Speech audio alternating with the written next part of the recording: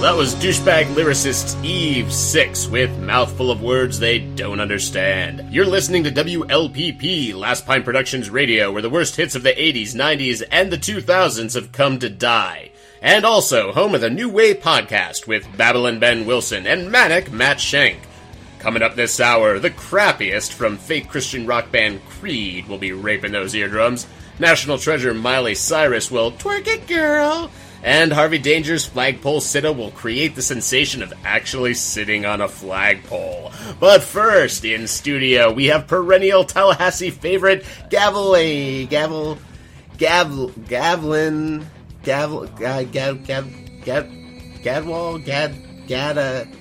gotta get a new name.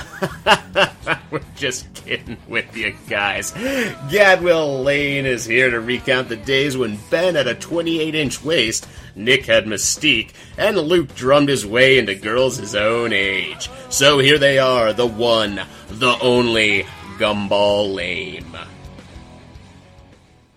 The guys at Network have told us that they have a little problem with one of your lyrics, the lyric, girl, we couldn't get much higher. The numbers all go to 11. Now, 99% of what passes for rock and roll these days, silence is more compelling. And there used to be a way to stick it to the man. It was called rock and roll. But guess what? The man ruined that too with a little thing called MTV. Everybody wants to be naked and famous. Everybody wants to be just like me. I'm naked. Will you help teach me about this? What is it? A new way?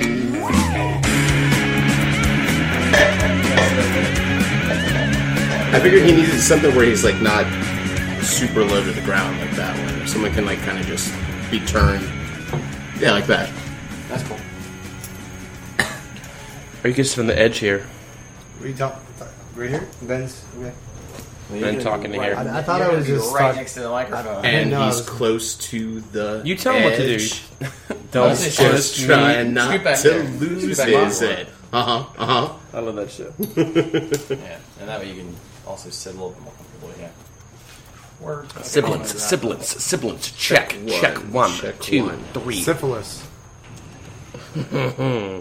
Welcome to the New Way a very special episode of the New Way podcast with Ben and Matt. I am here today joined by the three still living members of famed Tallahassee hit band Gadwell Lane. Say hi, boys.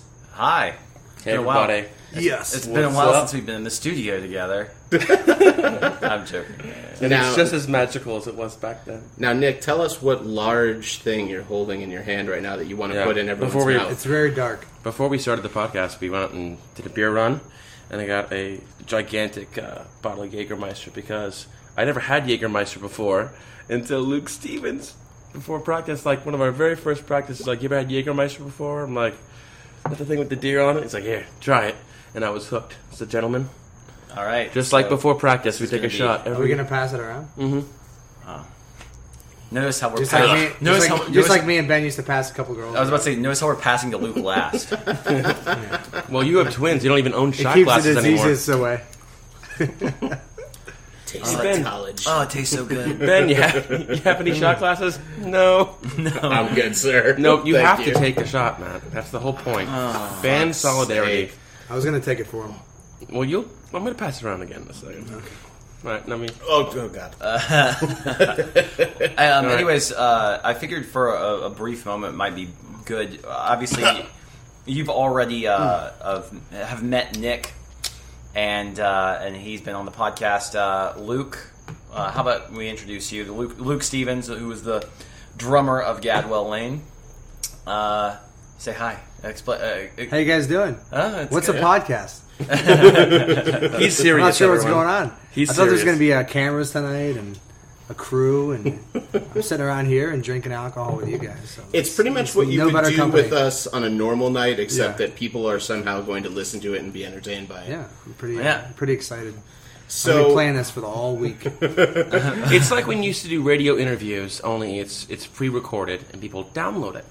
and they listen to it on their MP3 players. Well, that's really wrong. No one listens to this, but we do record it, and you can download it. No one actually listens to what's happening. So you think of a different way to put that, except for us. Except for us. Just watch though, because of Luke Stevens' involvement, we're gonna go like that's what I want to see. 100 downloads. 111 I'm sure my mom will listen. Say hello to my mother. 450 downloads. I'm pretty sure our Cougar contingent is going to go through the roof once their children tell them how to download a podcast. Actually, I know that this podcast is going to be immensely more popular than our typical ones would be because Nick and I were featured on NFL Network yesterday. Yes! And then you see that, Luke? No, you guys were? Yeah, we were. We were on NFL Network, and here's the thing: we didn't. We knew that we were on camera because they were like filming us or whatever. We didn't tell anybody. At noon, Angela Mamelito texts me and says, dude, were you on TV?" And I was like, "Yeah, that was definitely us." And so then there's a video online. It's on our Facebook. You can watch it of us. I'm really looking so obviously it's like 2 seconds. Our podcast is now. It's now going platinum. It's trending. Super legit. It's going plaid. So I did a fair amount of research on Gadwell Lane. That's scary. I was able to find 2 articles, one of them written by Ben. By me? Yes, by you. Another for the Florida Democrat, which was the other one I found of you. So the first question I have to ask is... Tallahassee. Okay. Well, there was a few things I know that have gone by the wayside in the years since... Well, here's the thing about being in a band is... like Gadwell Lane. Gadwell Lane never really broke up. That's right. We just... Actually, Gadwell Lane is still a band. That's why my ex-girlfriends have to be able to change their phone numbers, because I consider there's no actual real breakup. Luke doesn't believe in breakups. Why can't we occasionally get together? Why not? You get together once. There is no end. It's somehow beautifully eloquent. You get together for once every 2 years to have a really bad time and reminisce about the good ones you had in the past. Yes, exactly. Pretty much. But what I was going to say is, the band never really, broke up per se. We just, obviously we're moving on and doing different things. I'm sure we'll get into it. But at one point, there was quite a bit of stuff out there that you could find on the web, either through our website or there used to be a website called TallahasseeShows.com. Oh, yeah. Which was like Jacob with Tallahassee Shows, which was like the hub during the height of the Gadwell Lane era. That was like the big thing, was TallahasseeShows.com, and TallahasseeShows.com went by the wayside in like 2006. It was entirely deleted. So I was upset. I went to try to go to my usual number one source for information about Gadwell Lane, which is your MySpace page. Yes. However, I'm no longer able to access the MySpace page on the telephone. Account, right? No, they don't support MySpace for mobile anymore unless you download the app, and I wasn't about to do that kind of pressure for it. But in the one article I was good, I kind of looked up the formation of the band. So tell me about the last lap. Luke, tell us about the last lap. Whoa, boy. The last lap was... Tell us about Moses. Me getting a little duet together with a girl named Rachel. And by that, he does not mean fellatio. I was going to say, the last lap is like when you're done going down on a girl. Ben kind of hanging out and being good friends with my roommate, and then realizing that I needed to be behind the drums, and Ben joined the last lap. We started with some guy named Paul, I think he's like 63 years old right now. Right? It was Paul. And then there was an incident I'm not going to get too deep into, which 2 members of the last lap wanted to remove me from such band. And Ben took my side, and the rest is history. That was I've been well, I mean, the funniest with him since. The funniest thing about that was, so we played this show, which was awful because my amp broke, and there was like a big problem. The thing was, it was one of the bigger shows that we had played. It was a venue called Floyd's in Tallahassee, and we were opening up for a Motley Crue cover band. And of course you were. There was even though the funny thing is retroactively it probably wasn't that bad. Like, yeah, my amp broke, and so then I had to go to DY for like the rest of the. And for those of us out there that don't know a lot about music, what is basically? I ran an electric guitar straight into the board.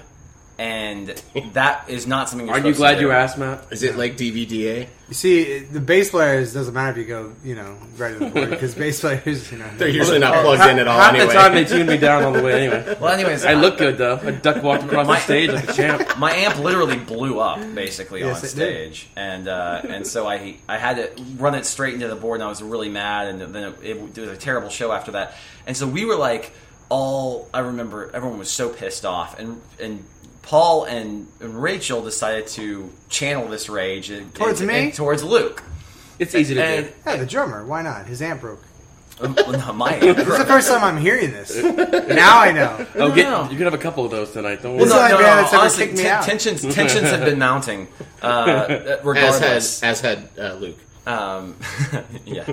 Well, I mean, Rock there have been some questionable arguments prior. But anyways, the funny thing is that they were like, "Hey, let's go have coffee." And so I show up to have coffee with this bassist and the singer, Paul and Rachel, and they're like, "Okay, so here's the deal. We want to start a new band, and we want you to come with us." And I'm like, "So basically, you want to have the same band without Luke?" And he was like, "They were like, yeah, that's pretty much." We think we've kind of run it this course. And I was just like, first off, that's kind of a douche way to bring it about. Like, be a man about it and just bring it up. And say, listen, I'm having problems. Figure your fucking problems out and move on. we can Over cuss. Jägermeister like a man, not Yeah. coffee. We can cuss in the podcast. You can say whatever the fuck you Say want. whatever Big, you want. fat, dirty. You didn't even swear. There we go. But no, He looked at me with like a look of childlike wonder. That goes out to that Paul guy. yeah. For being so cunty. Yeah. But anyways, I I was was going to rate you 1 star on your podcast. I was better friends with Luke than I was with the other two people. So there was definitely never Get to even the a part moment. where I joined the band. This is boring. No, that's Well, I'm trying to set the stage. You're the moderator. Move this along to the good part. Right. we have to send this to Rachel Glazer and be like, Oh, you used the name. You All right, glazed so her. You got to bleep that out. In post. You told... I'm not touching anything in post. If you say something, it's forever there. no, it's fine. She's a sweetheart. I've seen her. She is really nice. So Does she still look like Kelly Clarkson? Huh? She looked like Kelly She Clarkson, looks didn't like a she? Smurf. Like Smurfette Only cuter. with the beard. We're not bashing Rachel. I remember by she was any pretty means. cute. We all made questionable decisions in college. So after you told Rachel and Paul to fuck off, it was you and Luke. So what was your next step? We played. So we're like, let's Megadeth cover band. Let's have practice. No, the funny thing is that we had a show booked, and we had a friend who played in this band called Preacher's Kid, and we were like, we have the show booked. Can we get together? Can we teach him enough songs on bass to join up and play? And we had a show at the Beta Bar. He's and so accurate. I remember it well. And so he joined almost just as sort of a favor to us, so we didn't have to lose the show. And we called ourselves the Gray Area for one show. I think I remember that. Did I go to that show? I probably did. I mean, I think I went to that show. I know I went and saw the last lap at the basement of a seafood restaurant. I saw you guys Dude, that's there. That's one of the Barnacle better. Bills. Barnacle Bill, that's right. That was a good place to play. I'm not making fun of Barnacle Bill. I'm saying I was Barnacle there. Bills is still there. That's what our reunion tour is going to I was a fan. I was a fan first. You don't remember? The Gadwell Lane reunion tour, we played Barnacle Bills downstairs and Barnacle Bills upstairs. They used to actually pay us. Yes. They were one Unlike of the few every other places. venue. Not like seafood. Tipper's Tavern, who gave Pay us us crab well. rangoon. Ooh, they give you the whole door? Yeah, that's a good venue. We learned our lessons. But anyways, yeah, so we had a one-off show with Rick from Preacher's Kid, who actually said he had a fun time. He wasn't having a fun time rehearsing, but he had a fun time after the show. Because Luke was naked all the time.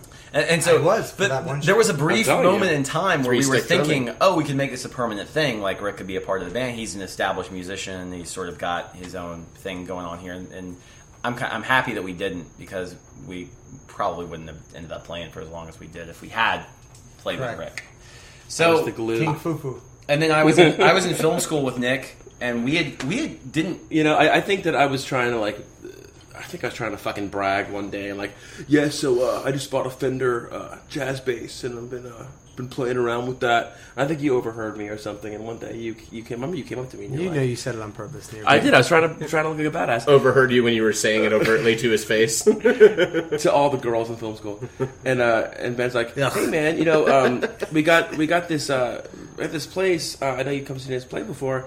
You play bass, right? You want to come over and just jam, just for fun?" And I was actually like pretty fucking terrified. Yeah, you did. I was fucking terrified because I had talked kind of a game. I was in one band in high school, in a Renaissance Festival band, and another band that only knew how to play Lithium by Nirvana, and we never played a show. On a lute. Right. And I can't read music, I knew what the names of the strings were, and that was about it. I didn't know what the notes were. Grumpy, I still don't know. dopey. Every good boy does a douche. Happy.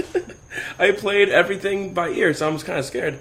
And I went over to their little house on a certain street in Tallahassee, and practiced with them, and thought it was just having fun. And like you guys did trick me, like you lowered my guard. I didn't think it was a audition or anything like that. I thought it was just having fun. And Luke did get pretty naked, I remember, and I kind of shrugged it off. I have a problem. Like, I didn't have a problem with your nakedness, and I think that's what got me the spot in the band, but maybe Ben can clarify. Well, I don't think it was more of just like by default, because the funny thing is... thanks, dude. No, here... What the fuck is this? No. You have to understand, I had my mind made up, because the thing is we... Nick and I didn't become really good friends until after you were already in the band. It was because that first semester was when we first started really hanging out. We did not hang out much our freshman year, and we were like, so we're chilling out, having a good time, and I was like, Matt is pantomiming for beer. I wanted to jerk both guys off at the same time, but I'll you gave me a beer instead. You keep talking. But hey, you're the one with the golden vocal cords, right? That's why you're lead singer. Yes, right. Fearless leader. Golden shower. But the funny thing is we were just becoming friends, like good friends. Nick and I were. So when I was like, in my head, I was thinking, I really like hanging out with Nick. You know what? He's going to be the bass player of Gadwell Lane. Like, even though we didn't have a name at that point. But I had it in my head worked out. Was like, oh yeah, of course Nick's going to join the band. He's the only guy I know that plays bass who I'm like friends with. So in my head, I was thinking, oh yeah, come over and jam. When I was like, oh yeah. What was the name of the street that we jammed on, guys? Well, that is, Matt, the origin of our name. Gadwell Lane. No. The ironic thing about Gadwell Lane, though, is there wasn't really a Gadwell Lane. Like, that was our address, but there was no street sign that said Gadwell Lane.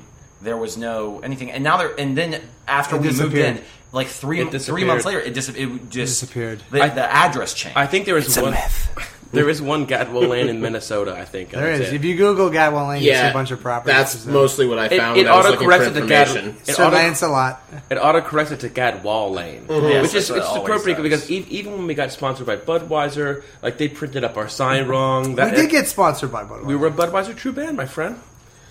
In fairness, we weren't like a social burn, but we were like there. a Budweiser Junior. Look, they sponsored we're BJ. us. They gave us a vinyl banner that we could hang. That's what made it legit. I negotiated that shit hard. It said Gadmel Lame or something. It was the only time you ever That was my appeared first on vinyl. early sales experience. Listen, Budweiser, come on, give us something. We're going to only drink Miller Lite. That's actually again, another thing I learned reading up on the band is that you were the promotional manager for Gadwell Lane. Is that correct? He was the everything manager. Luke did everything. Yeah, everything. Where did you learn, or where did you what? Oh, my dad's the salesman. He was a salesman in his blood. Yeah. Well, you did. No, Luke did everything. Like. But it's there's only way. There's got to be somebody in the band that does it. Otherwise, you have to pay somebody to do it. You know, if you really, really care about something, then you're going to put the most effort into it. And we played a lot of shows from... Luke, did you think you had something to prove? From Miami to Ohio... To my hometown in Baltimore. To Miami, yeah, Ohio. and a couple, a former band I was in before this conversation. I want to shove it up their ass that we're going to do better things. Now, wait, hold on a second. Did you feel like you had something to prove, like after last lap? Because you took over. Like you got shows. You did all the networking on MySpace. You met all these bands. You got shows in other cities. It helped me get laid a lot too, and that was bonus. But it was mostly for the music. Yeah, but you did a great job, It was a good man. time. Well, the most important thing that came from Gadwell Lane is that you guys were in the film school, and we did that the film, right? Remember we did the film together, the student film? Oh, yeah. Right? Yeah. Matt Beans, who is At the now student who is film? now a writer for Robot Chicken and won I an love Emmy, it. I think. At that show, Yeah. there was an extra. Extra's name was Kelly. No shit, Right? really? Yeah, and No then way. we played a show in Panama City that night. Gave her a ticket to our Floyd show. Started to talk to her. Eventually, had a kid with Kelly. So now I have Wow, a I daughter. didn't know she was at that. Daughter Skelly. Daughter Skelly. Daughter named Scarlett, 6 years old. And if it wasn't for Gadwell Lane, I wouldn't have the most important thing in my life. Oh, Scarlett. that's that's goddamn beautiful. Turn See, all that's such a around. nice story. Right It's true. there. Scarlett is That's awesome. Scarlett is one of the coolest kids I've ever met. in And my this is a entire life. podcast. This is a radio thing, right? This is true. Yeah. What got me into music originally was seeing Howard Stern's movie. So I'll have a special Nice. place in my heart Yeah, that's- for music and I was also going to ask, radio. How did you guys like determine a sound? Like, what was the discussion behind like Ben. what you wanted But to? here's the thing: I didn't even know what because I was a really awful songwriter, and it was just one of those things. Now, here's the things: some people are like Incorrect. No, Ben listened to a lot of let me- Hanson let- and Foo Fighters, and it came let- together beautifully for us. Let me clarify something really quick. There are two different kinds of songwriters. There are songwriters that they grab a guitar, they're 14 years old, and for some reason it just clicks. And they're even though they don't know what they're doing, whatever they're putting out is absolutely incredible. The other type of songwriter is the type that I am, which is I started writing songs when I was 11 years old, and I had to work on it for 10 years before I even got semi-competent at it. Like, I wrote a lot of bad music, and I'm no problem saying that. But I did find what I was good at through the course of years and years Being of a doing dreamy that. lead singer. And I happened to become a better frontman and writer while I was playing with Gadwell Lane. A lot of the early Gadwell Lane stuff isn't something to write home about. But that was the name of one of our EPs. Writing Home was the name. of it. This podcast needs to launch our best of. Yeah. We'll work on it. So, I'll just kind of go around the circle for each of you guys. Nick, what was your kind of like introduction to music? What inspired you to like be interested in bass? Do you have any like famous bass players you idolized or bands you loved? That wasn't until much later. Much later. I mean, there was a time where I exclusively listened to Weird Al Yankovic, and that's how like I knew about like pop culture songs. As you and I have bonded over on several Many times. occasions. Yeah, you can quiz me right now, like whatever Weird He's Al question he's you dropping have. a new album next year. I thought he retired. Nope, got another one coming out. Anyway, I got into music in a big way because of Danny Elfman, who did most of Tim Burton's scores, and he was the frontman of Oingo Boingo, and it was the first album that I bought like independently of my parents. Otherwise, I'd just be listening to Steely Dan and Doobie Brothers and Allman Brothers and not a bad other brothers. No, not at all. Bang Brothers. Other brothers. And my dad is very musical. He's in a band black right now. band. My dad opened up for Casey and the Sunshine Band a little while ago, and I was always around. Oh yeah. How long ago? I went back to months Baltimore and ago. watched it. It was amazing. What are you talking about? Yeah. Are you kidding me? Dude, He plays Nick's dad wails, and he plays in this awesome band. What are they called? North Point. North Point. I always call it Kings Point. But he was in a band. He was in a band in college, and then when I was in a band, he almost like waited for me to like. Once I was out of Gadwell Lane, about 2 weeks later, he was in a band. He almost like waited for me to like. Oh, finish so up he mine. like came to that late in life. Like it wasn't something you grew up with. Well, your dad he playing played in in a bands before, but it was once I left Gadwell Lane, that was when he like started back up again. Like he didn't want to steal my thunder. Nice. But yeah, Elfman and Boingo were my big musical influences, and it's actually because he was in a rock. It's funny because Elfman was in a rock band, but then he also scored films, and I was at Florida State, and the two best things that ever happened to me were working on films and being in a band. So it kind of paralleled itself. And Elfman's music in the Darkened Theater is still one of the greatest double CD releases of all time. That's when I learned about Oingo Boingo. Like I knew Oingo Boingo, but I had no idea it was the same dude till I was like 13 or 14. How about you, Ben? What were your musical? Could you look up to when you were younger? I mean, I was raised on like Petty and Dire Straits, lots of like Timbuktu, like 80s, rock sort of gods. But good music, I didn't listen to I didn't listen to a whole lot of like hard rock like AC/DC or whatever until I lived That's with not hard Luke. rock.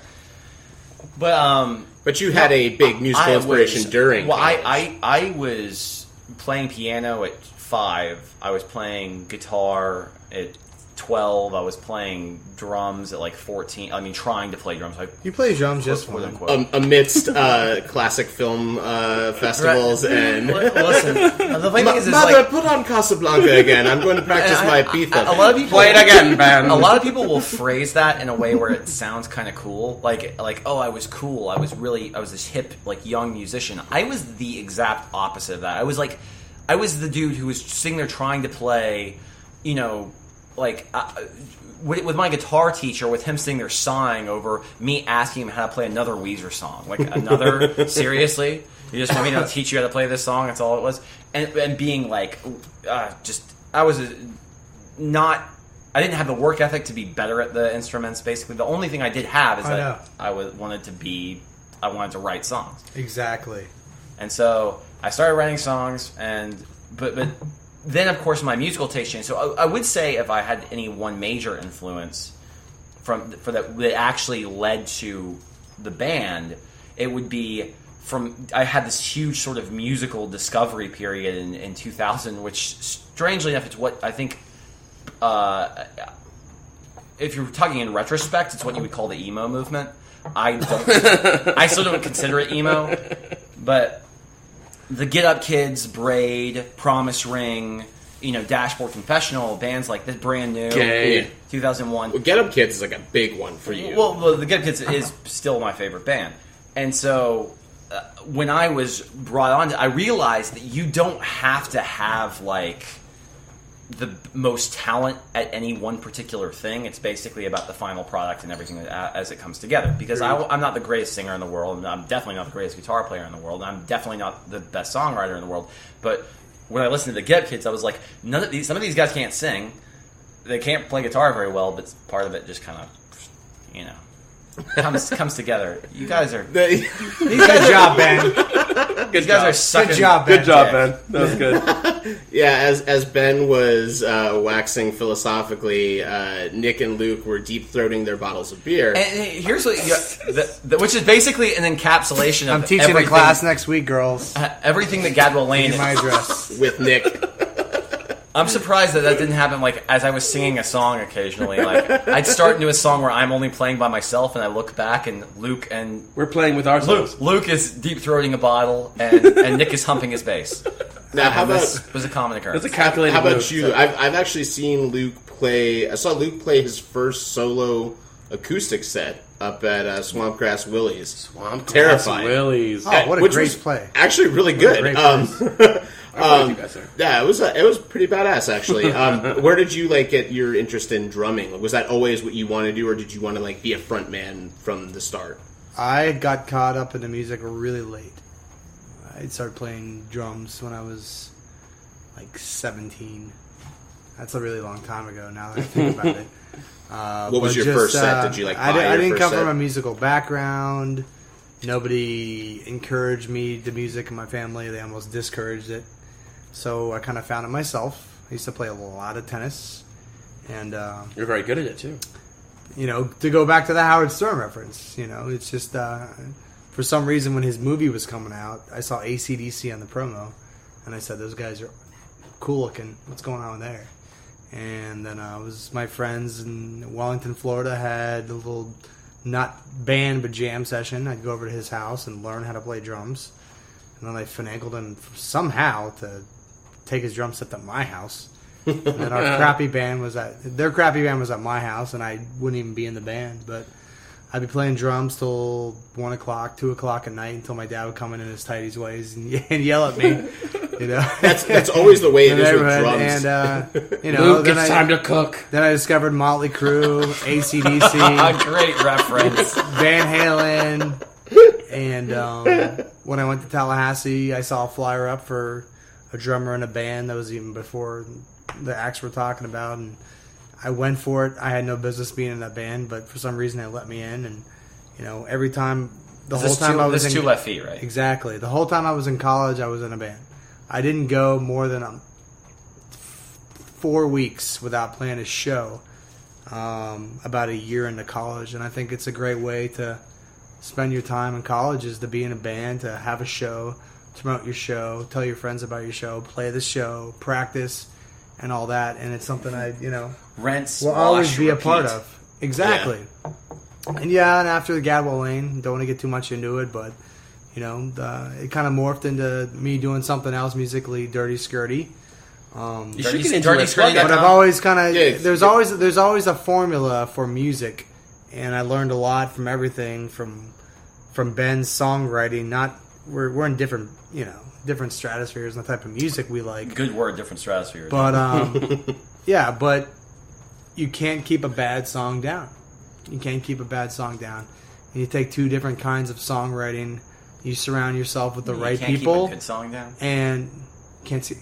Is that what I said? You said you can't keep a bad song down. You can't keep He's rolling. Just badass song down. Well, no, I was just thinking. I was like, well, if you look at the pop charts, then I actually do agree with you. Oh my god! If Avenged Sevenfold can have a number 1 album, anyone can do it. Or Eve 6. Oh my goodness! What is that recent? I came in like a wrecking ball.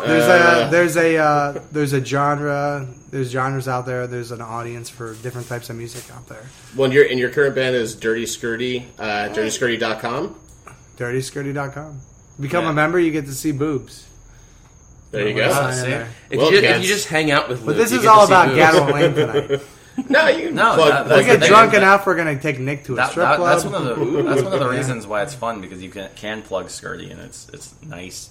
A little cross promotion. And if you're looking to have a tennis pro, have sex with your wife, Luke will be happy to pretend to teach you tennis. Now I can link this to the tennis students. There goes about 45 people. Let's eliminate some more potential listeners. Oh, we're not even halfway done. We've already eliminated my mom and my family. So also in the Tallahassee Democrat, where I get all of my Gadwell Lane news up to date from 2006. Ben did that interview without telling me, without telling Luke. This is no interview. This is just like a write-up on you guys. But they said, they mentioned that the band had been through strife. They talked about Ben breaking his neck, then Luke left. Luke's still here. It mentioned that your band had been plagued by death. Well, I feel like bad because Luke took a quick breather for a second to relieve his bladder. Actually, I think we might be able to hear it. Hold on one second. Hold on one second. It's coming. There he goes. God. The memories just flooding. There was. It's actually dry eye in the house. Oh yeah, the imagery was purposeful. The death reference was definitely in reference to Luke's brother Paul, who unfortunately passed while we were touring. We were on our way to Florida. We were in Gainesville. We were in Gainesville, and when we found out, and Luke. I mean, he was coming back now, bless his heart. Well, we were like, we have to figure out how to get this, because his family was leaving for Ohio, and everybody was going out to Ohio, and we had one show left, and we're like, this is like one of those reasons where it's you cancel your show immediately. And Luke was like, I'm gonna be down there. I'm taking a flight the next morning. We should play.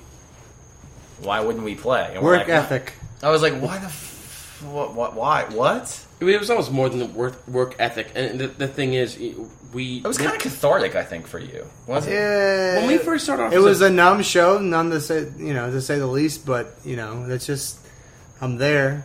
Why not do it? What would he have done? That's kind of my mentality to it. It's the show must go on, and we had one more. Yeah, but because we were the funny thing is Nick was flying back to Baltimore from West Palm because it was on some holiday or we were taking a break or whatever, and you were going home for the holiday, and so Nick had been planning on flying out of West Palm regardless that morning. The thing is, we just had to get up like 4 hours earlier so we could take Luke to the. But I still remember, wasn't that the tour where your parents, we weren't going to be able to stay at your parents' house, but then we did after everything happened? Because they're afraid of us bringing hookers to the house. Yeah. I think. But it got to a point... Fool me once. It was good that we're, at that place, because I was able to bring some stuff, because they happened to be on vacation to Ohio. And yeah.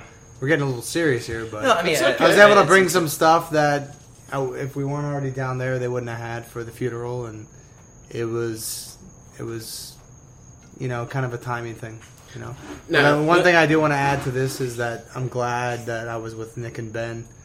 The worst moment of my life. It was probably the worst moment of my life. And I would count it among the top 10 worst moments of my own life, just because you hate seeing people who you care about go through that type of strife. But it was really, really difficult just because I knew how hard that was to deal with, and just based off of the reaction. I don't think if we weren't there, it could have. I think that you could have reacted very badly, and I wouldn't. Don't say I wouldn't. I would never make the leap to say you would have hurt yourself or done anything, but you could have done something stupid. And I'm happy to we were there. To go almost in a different direction, man. When we first started as a band, we each in our first terrible show we each had a thing. I wore a beanie, he wore a tie, you had batter's gloves. We each played a very drummer's gloves. A drummer's glove, which is what they're for. Whatever. You took off your shirt, and the only thing you were wearing were gloves. That's what I meant. I got a lot of girls, but we felt like we each had we were accused because of the gloves. Well, let me get through this. We were accused at times from other bands and other fans on the message board at TallahasseeShows.com as being manufactured. It's something for everyone. I was the Joey Fatone, the fat Italian one who would. You were not fat. I was chubby. Oh, come on. But I was the funny one. Ben was the dreamy lead singer, and Luke was like the bad boy. And that good night, dynamic. That night, like you transcended. There was a rule of 10. Fucking asshole. I'm trying to be poignant. In all honesty, like that was when I saw you as more just a bad boy, and we were all. It was the first time we were all went through some real shit as a band, real shit. Yeah, for sure. And I'll Now you guys forget it. More beer. So you guys went on to some fairly legitimate success. What were some of the best bands we you aren't doing that? We aren't doing this just. I mean, it's kind of for fun for us because it is fun for us to do this. But there was a nice run that we had there for a while. We did, and then Ben went to Europe. Oh God. Well, we're gonna get it. I want to get into some of the downfall of the band, and from my research, you haven't even gotten to the good. He fell in love. From my research, I also have seen a name that may be involved in that as well. But let's talk about the heyday, the glory days of Gadwell Lane. What were Nick? What was the best story you remember from your touring days? A band you toured with, or somebody that you just enjoyed playing with, or hated playing with? I mean, I don't know what you're mouthing. Rookie and Hand Honey, baby. Oh yeah. Oh, well, my favorite, and Luke, you didn't have to say Hand Honey. Hand Honey was by far my favorite band to play with. They were based out of Panama City, and Chad, the guitarist, he would actually mix and record our albums for us. We're very close friends with them. And we would, at a time, we were going to Panama City, like once every 3 weeks. Yeah, once every 3 weeks. Either to record or to play. Yeah, for one or the other. I mean, we would play this venue called Jay Crashes, and it was just this, this skeevy biker bar. But I don't remember. So I don't remember a bad show there. I don't remember a single. What a great fucking place! Man. Oh yeah, I remember. And they gave you all you can drink beer that came in like 32 ounces, 32-ounce plastic cups. You know how many 18-year-old girls I brought to that fucking bar? Oh, I remember because we checked their IDs. Once again, if it wasn't for Jay Crashes, I wouldn't have a daughter. I have this photo. 32 ounce I have this photo. Honestly, that we went back and I went back and I looked at TallahasseeShows.com and found photos and stuff, and there was a photo that I didn't remember happening, and it was a picture of me and Luke on top of his Jeep Grand Cherokee with this like homeless-looking man. Old guy, This yes, guy had like a beard, the white Jeep, and I do not remember taking that photo, which is kind of scary. Come on, you were in your Baltimore Orioles shirt. I got a picture right now. I remember the photo. I don't remember doing it. The best bar.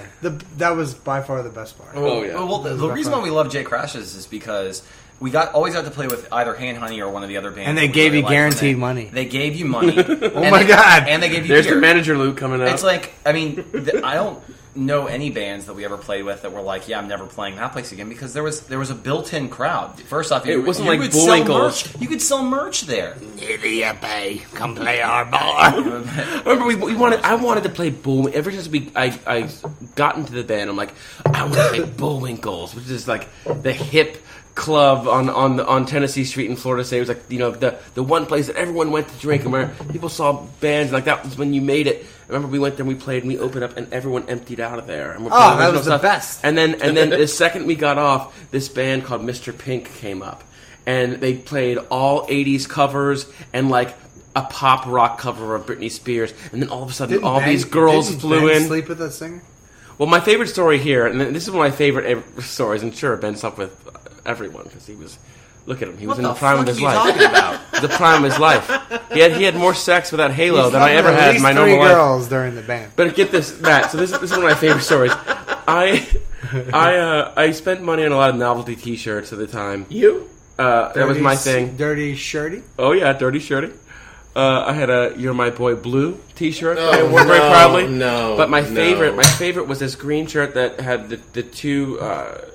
Countries. Two countries, so screen on it, and it said, "That was a great night." It said, "I'm hungry for turkey." Oh no! Yeah, it was great. Like the two countries. So I'll never forget. We're setting. I was clarifying for our. We're setting up for a show, and I'm like, "This shirt's fucking great. I'm gonna get so much pussy with this shirt." And I get up, and this girl comes up to me, and she goes, "I am from Hungary," and I go, "Oh shit!" Like. This is an in. She's going to love the shirt. She loves it. So I go, "Oh, really? Oh, cool. And she goes, "I'm from Hungary. I do not think your T-shirt's very funny." And I sat there in silence. I'm like, and all of a sudden Luke swoops in and he goes, "Yeah, don't pay any attention to that asshole." He's a fucking asshole. Luke disappears with her, and the rest is history. No. There's more. I want you to finish the story. This is a good story. Because it's one of my favorite. It's my favorite combination of words in the English language. Finish it off, just like you finished it off. I'm gonna only be able to send this link to like 6 people. Do you like the way I blow you? We just buried the lead. So I take the what's her name back to Drakov. I take Juliet the Jefferson White. She's blowing me. She puts a pillow down under her own knees. She was beautiful. She keeps going. I'm like, this is the best. What a great show. Thanks, Nick. Thanks for wearing that T-shirt. And she stops. She stops doing while she's blowing me, and she looks up, and she goes, "Do you like the way I blow you?" And I go, "Yes, it's good." And you answered. I said, "Yes, it's good." Oh, you said yes, it's good. We answered. It's good, yeah. So how about you, Ben? What any moments? You like the way I blow? Honestly, and I'll go. The funny thing was we played. We got to the point where we were playing more and more on the road and touring more and more and more. And after I'll get to when we talk about sort of the decline, if you want to call it, in a minute. But we went on tour at one point, and we were playing in Richmond. And Richmond was always a pretty good town to us. I think all 4 times we played Virginia? there. I love Richmond, Virginia. There were so many kids there, like seeing kids to come out and see the show. And these are like, whatever. We're on stage playing in front of like 200 kids in Richmond, Virginia at Alley Cats, and there are like 15 people in the middle of the crowd who know every word to every song. I was like, we haven't some of these songs aren't even on MySpace. Like, I mean, they're not songs that are out there. And I was like, where the fuck did they hear this from? I was really bored on Christmas one year. And you're like, I'm targeting. You like pointed to a map, and you're like, Richmond. I like to target the 15-year-olds. First Richmond, and then the world. Exactly. I just shot some stuff out about shows. We got a show in Richmond, and I started hitting people up about coming to the show, and Richmond, Virginia really reacted well, and you know, there's really good people out there. We had someone let us stay at their house. Yeah, what's that show? What's that show that came out where the guy plays video games versus, you know? Don't know. There's a show. There's the guy from the movie The Social Network. Something versus the world or something. Scott Pilgrim versus the world. Yeah, that band scene in that movie is shot at Alley Cats in Richmond, Virginia, where we played. You played there? No, I played you played Ray Gun. Nancy- you I played played Nancy Ray Gun Ray Gun. and Alley Cats because we played there twice. Did you play My last show before our reunion show was, I think, in Alley Cats. No, the last show before the reunion show was at Nancy Ray Gun. Nancy Ray Gun. Yeah. I know I played there you twice. came up and... Because I you played played the Alley two Cats, shows with us. I played Alley Cats once, I think. Here is imagine this is kind of a funny story. When Nick made the decision after he graduated school to move to LA, which is what you do after you graduate film school. You joined Van Halen! Zippity-wop! Or you do that. Nick Just a gigolo. Nick But, was just shopping for spandex but pants. And Nick moves out to LA, so we of course had to replace him as the bassist in the band because this is right. Spud. I did And not so- take that decision very lightly, you guys. Sputicus. So we had You were gone! It was a band was big really- decision. Well, hold on. I'm very. I'm honestly really Daniel Shellard, aka Spud, when he was in Gadwell Lane, should be a part of this because he really was a part of the band. He just wasn't a founding member. No, but someone preceded him, correct?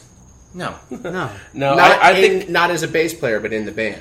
I think he was talking about something that was more He was- naked than Luke was. Yeah, he was talking about Yes. the miscellaneous. The Playboy Oh, yeah. Can Playmate. we talk about Lace? Well, I was going to say, all right, so from most of this, by the way, I actually got from a Tumblr post you wrote about the day the Get Up kids died. It's actually... No, it's Gadwell Lane. The day Gadwell Lane died, which was... It's a really important piece that I want to put on our site, actually, as a complimentary That'd be piece fine. of this. But that's kind of where I still got... remember the day I wrote that. You called me in the morning. You were like, "Dude, I'm taking the longest shit ever, and I'm reading your piece." You were on Tumblr. I was like, "Thanks." Oh, it was a really, really good piece. So you brought in a keyboardist who was a former Playboy Playmate. Right. What was the impetus I- to do this? I already looked up... Look at my search history on the phone. I looked up her Playboy pictures. Well, okay. So here's basically what happened. She got like almost penthouse naked in those Playboy. Oh, yeah. There was a spread for sure. What happened was we met Lace. Luke and I met Lace one night at a bar at Big Daddy's, which we'll mention, of course, Big Daddy's more often, I think. And she was obviously a very pretty girl, and I went and started talking to her. Got her number, went on a few dates with her, hung Never banged her. out with her for a bit, and then That's her ex-husband. anyways, Put your phone away, Luke. I hung out with her for a bit and wasn't really into her, and we broke up. Broke up. I stopped calling her. Ben broke her heart. The extent of what I knew about stopped this was calling. he was dating this hot girl. That's all I knew. And then the next thing I remember is you took me and you're like, "Hey, so Luke and I think it'd be a really good idea if we add a band member." Well, and I happened was was not keen on this idea at first. Luke ran into her somewhere, and she had broached With the his idea penis. with you. Yeah, it was all multiple music. times. It was no gimmick. And so, because here's the funny thing. And let me The only actually... girl I never tried to bang. Let me go on a quick Never aside. tried? Let me go on a quick aside here. The reason why I knew that Lace was talented, and Lace is talented. she's Let's get that out of the way. We did not have her in the band because she had boobs exclusively. She didn't Well, have Luke boobs. wanted her in the band because she had boobs. You wanted her in the didn't have band boobs. No. because she was a classically trained penis. The first night that we hung out, we drank a lot, and we got a little tipsy. And she asked, "Do you want to come back to my place?" And I said, "Yes, absolutely. I want to come back to your place because that means one thing." But I later found out that did not mean one thing. It meant one of two things. It either meant having sex, or it meant staying up, listening Lace sing and play piano, fully clothed, for the entirety of the night, which is what happened. Awesome. We came back, and the funny thing is I think we played a board game. I think we played like Scrabble or like chess or something. But we went go back to her house. I'm like, "Do you have anything to drink?" No She's patty like, cake? She's like, "No, I got nothing to drink." And then she sits down at her piano and starts playing a song, and I'm like, "Wow, I did not care for her voice very much, but she was a fantastic pianist." And I was like, "Wow, she's really got chops." And then we played a board game, and then at like 5 o'clock in the morning, I went home sexually frustrated. But I wasn't going to be like... And watched Brick. So Luke, it wasn't out yet. Luke, I think, was very excited about the possibility of maybe getting male fans. Maybe some guys Right. would show up to our show if we had some boobs. But the truth about Lace is I was upset. They came to me and I'm like, this is like, you're the first girl you sleep with. You become kind of like protective and overly hurt about shit. And you brought me in and you're like, hey, we want to add someone to the band. And I go, who? He's like, we want to get this girl Lace. She's going to play piano. No, we don't need a keyboardist. We're doing pretty good for ourselves. We're a Budweiser true band. We have a misspelled vinyl banner in our garage. We're making Was it misspelled? We don't need. Yeah. Oh yeah. We don't need other like members. most of the things we had, including T-shirts. They were fuck misspelled. Gadwell Lane was I got hard to baby spell. mama. It was hard to remember. It was a great band name. I pitched Uncle Traveling Matt, and no one wanted to have that. God. I would have followed you around the world. I also wanted Good Morning Miss Bliss, and you didn't want to say it by the bell that was reference. As the my band name idea. or the song titles? Hey, if it was the your band idea, names. it would have Oh happened. God! Thank God you don't listen to this. Anyway, guy. so they say pretty much, it's 2 against 1, and I was the bassist who didn't write any songs, didn't get us any shows, Now we're and finally could getting. play by ear. You okay over there, Luke? Now we're finally getting. I'm just trying to find more pictures of Lace. I've got the whole I got a Playboy bookmark. spread. So at first I was very I did exhaustive research. I was very against it, but as we started playing shows, I started getting closer with Lace and started understanding that, like, she really did bring an element to our live shows that made us feel, sound much more full, way more legit. Different, yeah. Luke printed out a bunch of brought a bunch of Playboy issues and I had her sign it after the show. I still remember. You gotta make money to stay on the road, man. I still remember Gas money. Beefcake Matt. Beefcake Matt. Here, I call the him. hell are I you call talking him about? Beefcake Matt because he's now. I thought that was your nickname, Shank. It was until now. Wow. It's a lot, asshole. Well, there's Unbelievable. Matt. That just happened. We're talking about Matt, who's actually Shit just got real. the lead singer and songwriter of the band Look Mexico, who is still a very well-known indie band. But Fags. oh no, don't do that. I love the Look Mexico. I literally guys. took a shit on Look Mexico's driveway because that's how I feel about them. They have their own driveway. I took a gigantic shit. By the way, this is Luke from Gadwell Lane / Dirty Skirty. Look, Mexico. I took a shit on your driveway. That was me. Fuck you guys. Kids, that's your Uncle Ben, Luke. go ahead. Words of wisdom. I liked Look Mexico. Anyways, I still remember Matt came up to me the second time it was our second show. Because our first show was at Chubby's, and Chubby's, 2 fat nightclubs in one. nightclubs in one. 2 fat. But our second show was at Big Daddy's, and he It was the there. shittiest place ever. He played in another band at that time, and afterwards he came up to me. He's like, "You know what? I was You know who took that shit on my lawn the other day?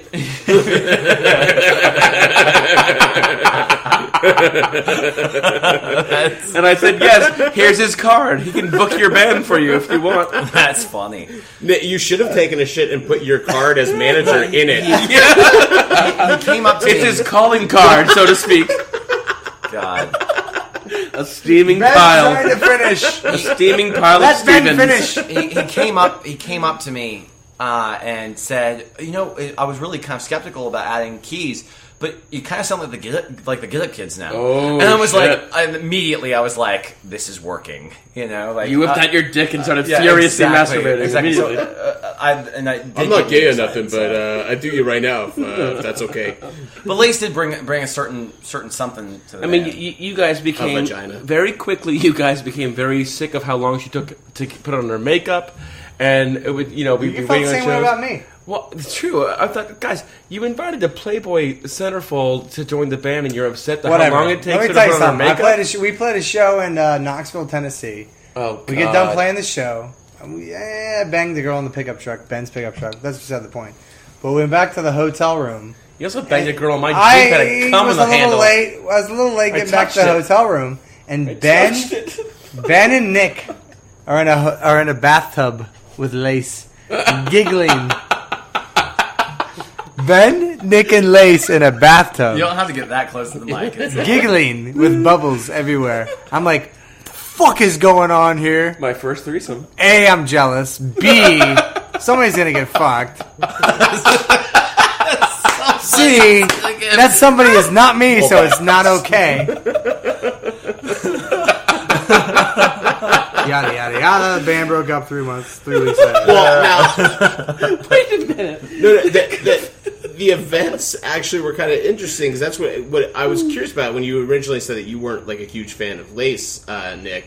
Was that from like Ben's post was interesting to me because after you went out to L.A. to become rich and famous, don't patronize with me, Ricky Lake. And the Ricky Lake crew. Speaking of a fat I work for higher profile people than Ricky Lake. The second person that Nick got into a bathtub with.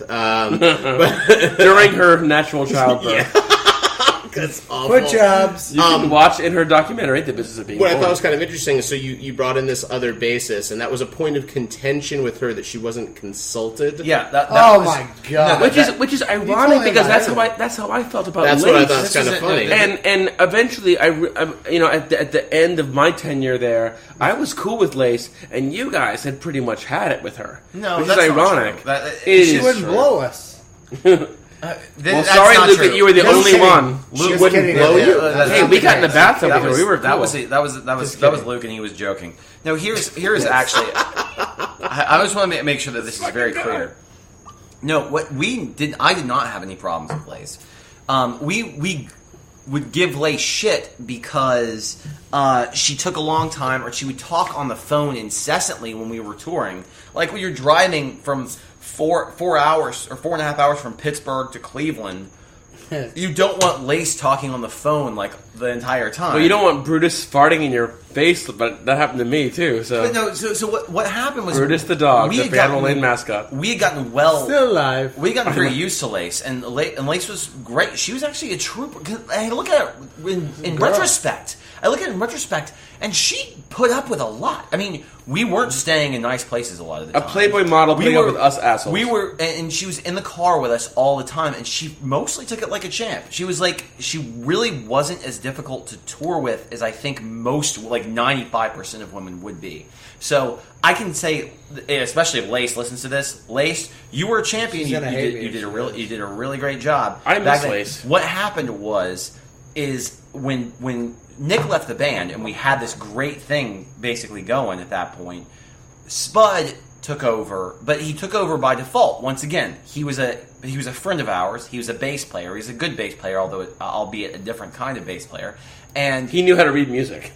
But he played a couple Fancy. of he played a couple of shows with us, and it was good, and it worked out fine. So we immediately took him on tour, and he just became part of the band by sort of like I said, just like default. And Lace, when everything blew up, and in the article that Matt might post on the page, I mentioned it. We had this one really, really bad night where Luke got completely hammered drunk, and it was probably the closest I ever came to actually getting to kissing physical with Luke because you were just so crazy. And then I peed in the bar on the wall. You did. I mean, you peed in a lot of stuff that night, and it was just this awful night, and we're gonna get kicked out of this house anyway. But the Lace blew up in the parking lot and quit the band. While Spud just sat there smoking and was like listening to the entire thing because Luke and I are sitting there trying to consult, like talk sense into her and just be like, we're in Louisville, Kentucky right now. We just played a show last night, and we got 2 shows left to play. Let's just do it, get it over with. We'll go back and then we'll talk it over. But she wasn't having any of it, and she wanted to fly back to Atlanta to be with her boyfriend Ian.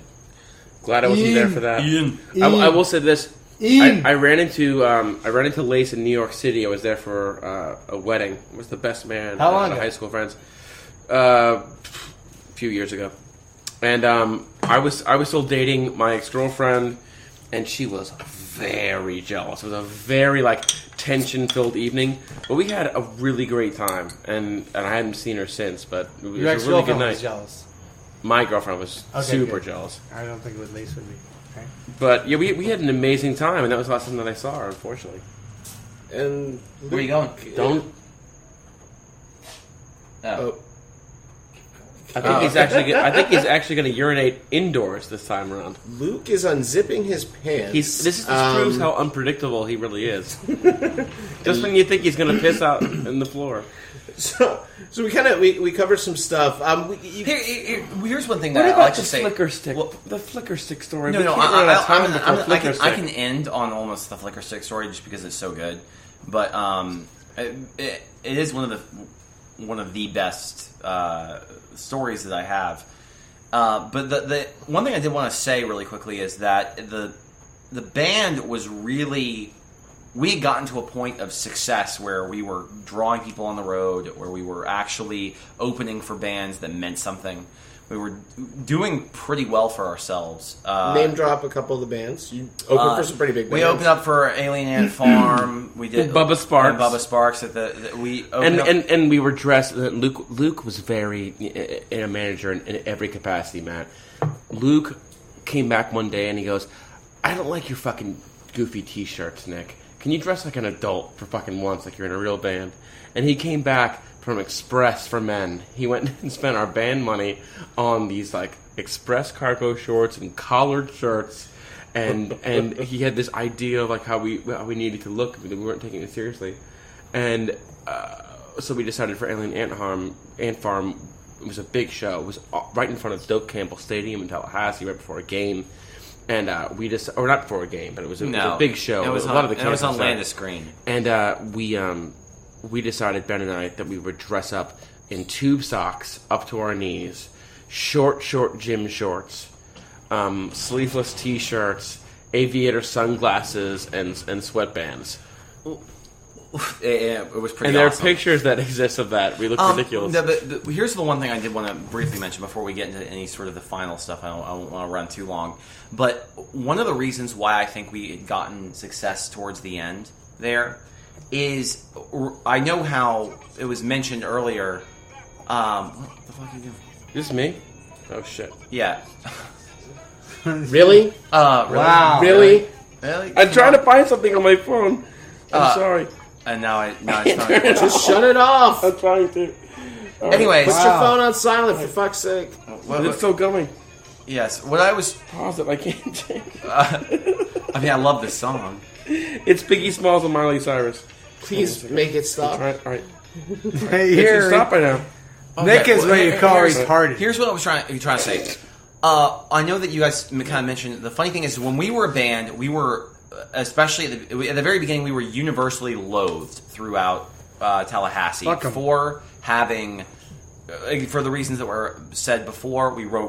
I wrote pop music. We were a pop band. We had this like kind of look thing going on where we all had sort of our own little roles, but which were absolutely 100% real. That was the way that we were. I think that the Tallahassee music community, mostly the bands.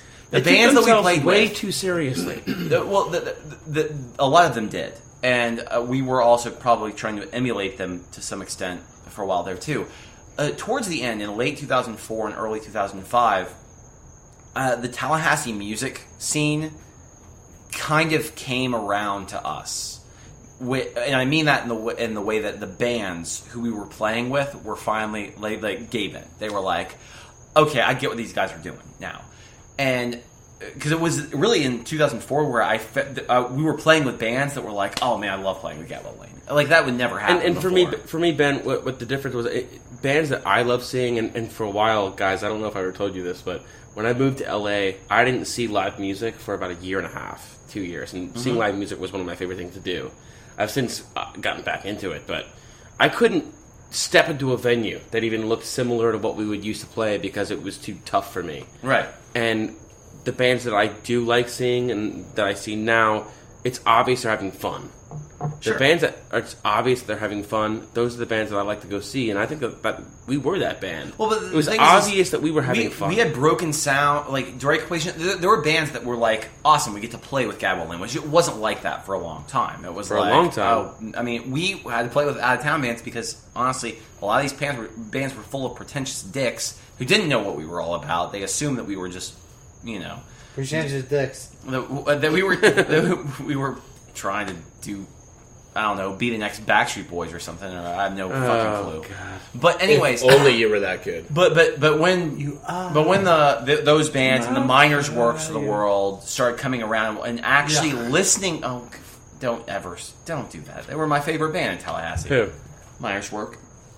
But anyway, I'll have some of that Jägermeister. we got to the point where bands started they loved watching us play. Come on, I gotta drive. Well, so is Luke, and apparently that hasn't bothered him. Oh, he's not driving anymore. So, anyways, that's all I wanted to say was that the music scene did come around. A lot of the people, I feel like by the time that Gadwell Lane amped down, people understood what we were about, and that was the reason why we were playing. Well, I mean, we had Creed, we had Social Burn, we had a bunch of bands that had just made it from Tallahassee, and there were so every band that came out of Tallahassee, had like, oh shit, we got to be like them, we got to make it, we got to be serious, and we were just enjoyed being together. We had a bunch of unlikely personalities that when you got together and when we played music, when we hung out, we had a lot of fun together, and that's what I think was the coolest part about that whole thing, and it was being in that band was the best thing that ever happened to me. Now, to tie this in for a kind of a closing thing, to tie this up, run a little long, what's kind of interesting, and one of the reasons why I felt that this was, obviously it's kind of cool just to have a change of pace for the podcast, but this actually does tie in to Last Pint Productions, especially Nick's large contribution to us, which is a property that the three of us are working on called Battle of the Bands. Currently titled Battle of the Bands. It's going to change. But it's Ben and I, one of the things that we it's probably going to change. I like that title. What do we call it? Cedar Lane? Something like that. Well, that was based on the Bullwinkle story. It was trying to, as an original band in Tallahassee, the big money, if you wanted to make money, not necessarily hit it big, but make money making gigs, you had to be a cover band. Mr. Pink, played Britney Spears in a fun rock version, and then people would throw themselves at you. But the moment you pour your heart out and actually try to play some original shit, no one gave a fuck. You're ostracized. It killed me. Well, I mean, we played Bullwinkles, and we would make, if we were lucky, $100 between three people. 5-piece Mr. Pink would make, $600, $700 easy. Well, and Ben and I kind of, we've talked about it in the cast before, but we definitely bonded over musicals, and we were really interested in kind of a musical property and something maybe like a rock musical, obviously fit in with Ben's sensibilities as a songwriter and a musician, and Nick had an idea, a treatment that he had written for Battle of the Bands, which is kind of like almost like a one act as like originally went through, and Ben and I and Nick, when we were out in LA, actually kind of started to develop it, and we kind of found what we thought was kind of a clever second act that's a little something different than what's done in a lot of musicals. It would make it for a really interesting thing. So it's something that we're still actively working on. I reread those notes in the outline that you did, and I really think there's something there. Absolutely, it's definitely a. Here was the thing. My whole, what I thought was where we sit with that property is we can shut down our lives and do a musical at some point. Yeah, and it's not going to be that. We have the bare bones for it now, and so there's nothing I want more than to put on a musical. And now that Luke is away, I can say I want to put on a fucking musical so bad. I'm basically waiting for a midlife crisis, and so that's what you're waiting for. Yeah, I'm going to sabotage. He's some waiting shit. for the second act to hit him. I'm going to sabotage some shit because I would.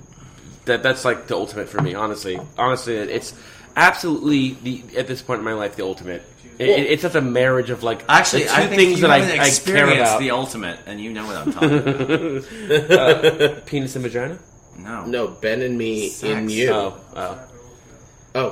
Oh, sorry. Sorry. Okay. No, we do at the barbecue for if you guys want to read a little write-up we have on it, you can check that out on the website in our script section under Battle of the Bands. And I guess you can also post the day that.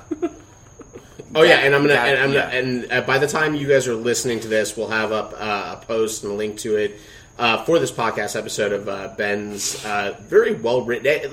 Honestly, it choked me up a little bit. I was reading that I yesterday. can't wait to read this last again. night. It's been a I long thought time. it was beautifully written. It was a great kind of behind the curtain, honest discussion of a band and what happens and how I a haven't. band I mean, I progresses. wrote it in late 2009. I haven't really revisited it, and especially since I've been married, because that was one of the big things was about sort of the how transic everything was. How real life interferes at with that point in my life, and how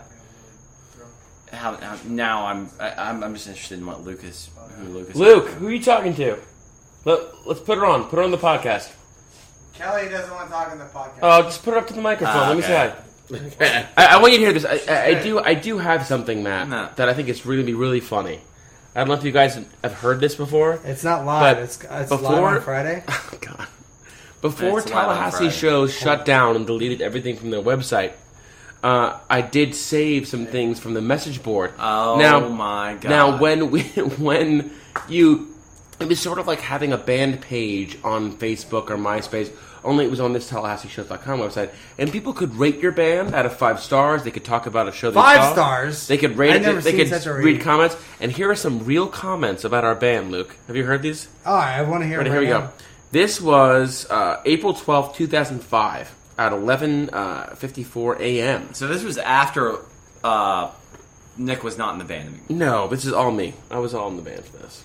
That was April 12th, 2005. You were not in the band then. No shit. All right, I'm going to read all these. Read a couple of the best. We're running a little. Yeah, we're running long. Stop being a fucker and let me read it. Is there a cutoff to this? Isn't this like... No, it free-balling? isn't. Just listen. We can do whatever we want. Good show. Good show that this is reviewed by CTT.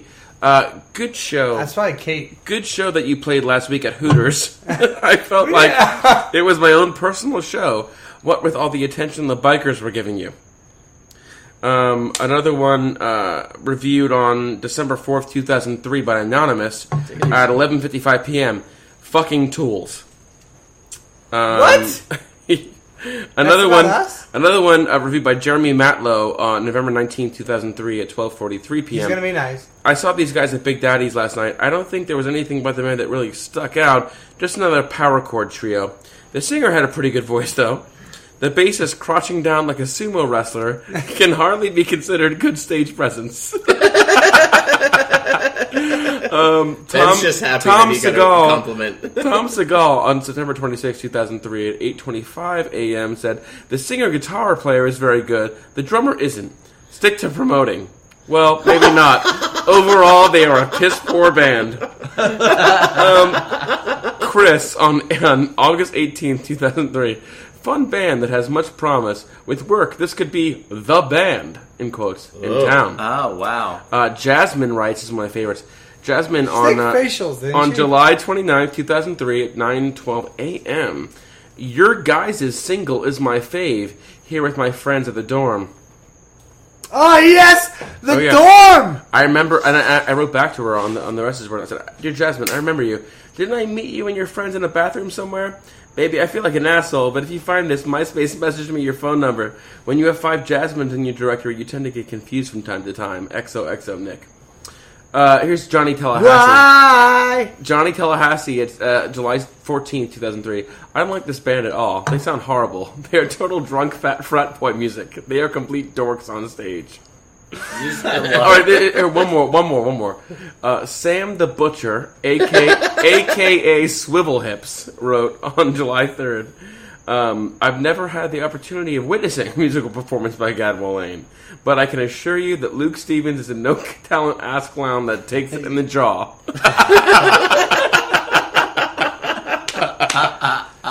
Well, and what an apt one. Does that mean I like to suck on dick? A good one to end on. I want to thank. Fuck you, Swivel Hips. I want to thank you guys. We're ending on me sucking a dick? Yeah. Is that what we're ending on? Well, that's how it normally ends. No, not necessarily sucking a dick, but No, taking the a cum facial shot thing, on your jaw. Oh, God. No, Maybe you just jerked them off. You didn't now I have to suck can't them. send this to anyone. You don't want to Except for Nick's mom, who takes Nick's a lot of mom's gonna facials. love it. Nick's mom will probably. Nick's been known to How dare you. smoke a cock. What? Oh! Yes! All of you. Let's end on that did. Let's end on that You one. ate all of Ben, What did I she say? fed you I didn't delicious say Chesapeake anything. Bay blue I'm crab not the cakes, one- and you I'm don't not- stick up for I'm Kathy. I'm not the one who said. I was just like, what? Luke, she housed you. She housed you and fed you. Who? My mother, Kathy. How Kathy- dare you? I housed your mom. She loves you. Kathy SantaCroce She's is a doing great. saint. She's a saint. Listen, She's doing great. I've never seen her face because normally she's turned the other way. But I hear she's a I've lot never more seen her lovely. anything but her forehead. She's beautiful, and I love her, and she's a fantastic mother, and I wouldn't change a thing about her. Oh, that's delightful. Well, Mrs. SantaCroce, we hope you enjoyed this illuminating damn it. You know hour of... I knew she was going to listen to this anyway if I ended up posting Now it. Nick's mom And can't she'd be face it. fine with all the bullshit that was in this, and you had to end like that. Yeah. Unbelievable. Honestly, I'm on your side, man. Ah, come on. Had to... I didn't. What did I say? I was sticking up for you. Come on, it was pretty good. Matt, I'd expect this How are from you Luke. gonna end this I'd expect podcast? this from Luke, and I would not expect We're this from ending you, it Matthew. right now. You opened me up to it. All right, How kids. dare you. Thank you so much for joining us. If you guys want to know more about Gadwell Lane, get on the MySpace. No, and you can find You out will never find anything about anything Dad. you want. Facebook / Nick's mom. It never matters. Just go to Dirty Skirty and email Luke. And This he'll is tell true. you. This is true. Yeah. If you want band Buy promotion, Dirty Scurry CD. I'll give you the secret Gadwell Lane song. if you want band Someone get Luke promotion, some water. or a drummer, or someone to sex you up, call Luke Stevens at 1-800-Jägermeister. Thanks a lot, guys. We really appreciate it. I think this is a pretty fun, good podcast. I hope you enjoyed yourselves. You can catch us back to our regular scheduled programming next week. As always, find us on our website, www.lastpineprod.com, at Twitter at LastPineProd, or on Facebook /LastPint. Thank you so much. Special thanks to the Jackass in Dothan, Alabama, and Send 7 for our very first show. and a round Dragons fight ya! and a round of applause to Gadwell Lane. Woo! Cheers. Thanks a lot. Cheers, guys. Reunion tour! Yes. Next week. I'm in. Dothan, Alabama, Kingsland, Georgia, Atlanta, Georgia, Tallahassee, Florida. Roll them tide. It hurts. Hi.